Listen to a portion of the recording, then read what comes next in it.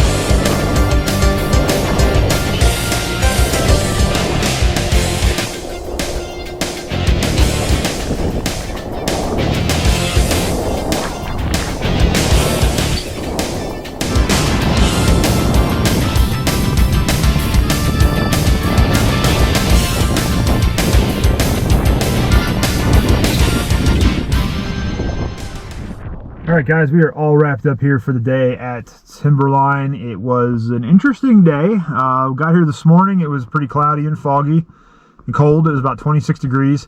I don't think it got much warmer. The clouds did finally burn off a little bit after lunch. But I have not been up to Timberline this year when it has not been almost white out up top with 30-mile-an-hour winds and the snow guns blowing at the same time. So the trails were good. Everything was in good shape. The drop was open, which this is the first time I've skied a drop in about 20 years, and it was awesome.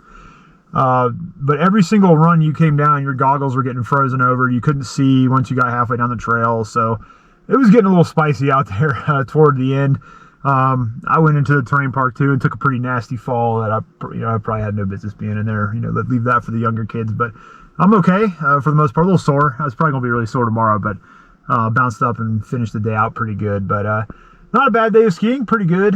Just happy to be out here. Honestly, I don't think we've got much time left this season on the East Coast, so we're gonna see how much longer they can keep it going here. But we're gonna head up to Davis for a little bit, get some groceries, and just kind of chill out for the rest of the day, get a little hiking in, maybe go out to Blackwater Falls. And then I think tomorrow we are going to do Canaan Valley in the morning. It's supposed to be in the 50s here tomorrow, which is just wild given how cold it was today. 50s tomorrow, maybe a little bit of rain. So we're going to probably try to hit Canaan in the morning, do a half day over there, see how it goes. So I will catch you guys on the mountain.